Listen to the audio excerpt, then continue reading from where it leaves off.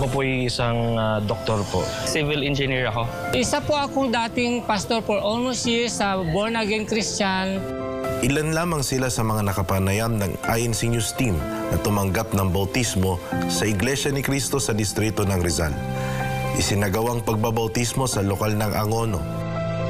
Kinasabikang lubos ng mga binautismohan ang pagsapit ng araw na ito. Sobrang saya po. Naging mahirap yung yung pagsusubok. Maraming pag-uusig, maraming suliranin. Pero sobrang thankful ako dahil nalampasan ko yun. At ako ngayon ay isang ganap ng iglesia. Masaya ako kasi kumbaga, sabi ko matagal na ako na parang hindi naniniwala ko may Panginoon pero hindi ko alam kung paano ko siya pagsisilbihan. So at least ngayon may direksyon na yung paniniwala ko.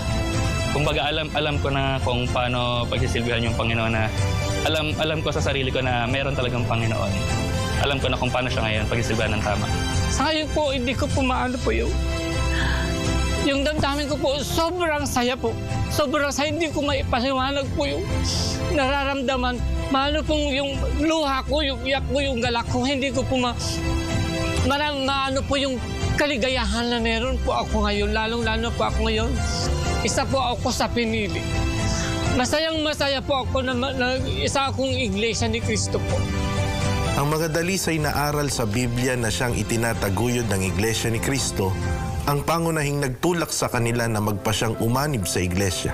Ako po sa sarili ko mismo ang nagdesisyon na sumamba at magsuri sa Iglesia ni Cristo. Ang aral po na tumatak sa akin ay ang aral na may isang tunay na Diyos at si Cristo ay, ang nature niya ay tao. Yun po ang isang kagandahan sa Iglesia. Purely Biblia yung mga rasyonalin nila. Walang halong elemento ng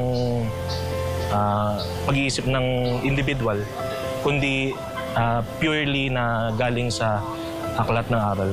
Doon sa proseso ng pagdodoktrina, doon ko nakita yung mga bagay na hinahanap ko noon, yung mga tanong ko na nasagot, yung mga tanong ko na ano ba yung tama, ano ba yung nakalagay talaga sa Biblia. Hindi siya yung basta lang na parang nakasanayan kasi or ito yung sa Biblia tapos iba yung ginagawa. Ayun, nung sa doktrina nakita ko na tama yung consistent kumbaga. Lalong-lalo na po yung pagsamba, unang-una po, doon po ako nagkaroon po ng malaking pananampalataya sa iglesia po.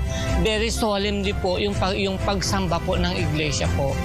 Ang gusto ko pong mangyari po, lalong-lalo na po ngayon, gusto ko po na i-ano po yung mga tinuro ko noon, ipaliwanag sa kanila na yung itinuro ko noon ay walang kabuluhan. So mas maganda po na ang doktrina po ng iglesia ang dapat natin pakinggan dahil narito po yung iglesia ni Cristo, yung kanilang doktrina ay tunay po talaga ng salita ng Diyos. Hindi kailanman titigil ang Iglesia ni Cristo sa patuloy na pagpapalaganap ng tunay na pananampalataya sapagkat nauunawaan nila kung kaninong aral ang kanilang sinusunod.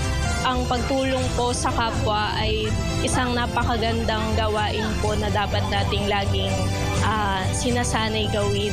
At higit sa lahat, ito po ay nakakalugod po sa ating Panginoong Diyos. Hindi po kawalan ng oras ang pagpapalaganap, pagtulong sa pagpapalaganap dahil ito po ay pagmamalasakit at pagmamahal natin sa ating mga kapwa.